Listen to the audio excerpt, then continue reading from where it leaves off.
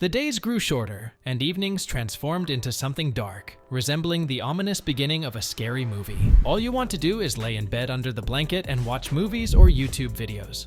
Since it's the holiday season, I've prepared a special Christmas video. So, grab a snack and get ready for real-life Christmas miracles.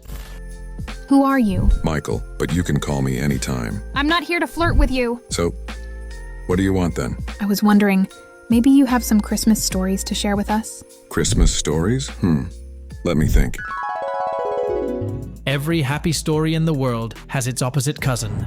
And the story of Colorado-based Tracy Hermansdorfer at first seems just that. When Tracy entered labor on Christmas Eve 2009, things very quickly went wrong. Within minutes, Tracy had become unresponsive, and she soon stopped breathing altogether. Unable to revive her, doctors rushed to save the baby, only for it to arrive stillborn. It looked like the worst Christmas gift a cruel God could send anyone, and Tracy's husband Mike began to prepare himself for the possibility that he'd just lost everything. And then the impossible happened. The stillborn baby was revived. Against all odds, doctors had managed to save one of the patients. In most circumstances, this would have been miracle enough. No sooner had the baby been resuscitated when Tracy suddenly began breathing again. Despite having gone 4 whole minutes without heartbeat, brain activity, or blood pressure, the two made a full recovery. And life did something it very rarely manages to pull off. It told death to suck it. Now, the second story is a little less stressful, but it's definitely a good one. Most of us have panicked at the prospect of losing a pet, whether it is a dog, a cat, or even a turtle. Being responsible for an animal's well-being makes it that much more worrisome. Ashley Power from Spruce Grove, Alberta, was unfortunate enough to lose her dog, Frankie. It was horrible. I was in disbelief, she told reporters. She remained in that horror for 5 whole months as she sent flyers hundreds of miles away in hopes of being reunited with her pet. When she had given up all hope of finding him, she received a call from the Langley Animal Protection Society.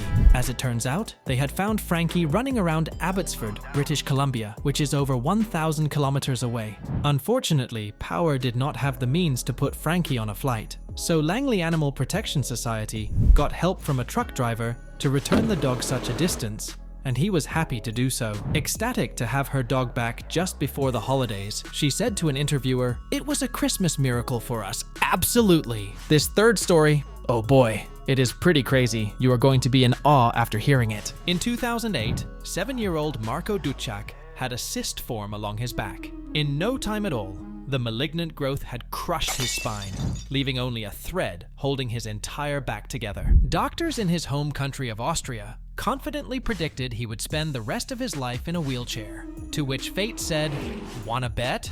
A week or so before Christmas, Marko punched medical knowledge in the face by getting out of bed and going for a walk. Just to illustrate how unbelievably unlikely this was, here's a quick list of everyone who has managed to repeat Marko's feat since. 1.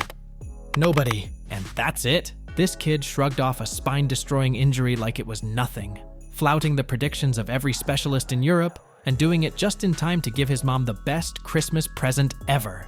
Either it's a miracle or Marko is goddamn Wolverine.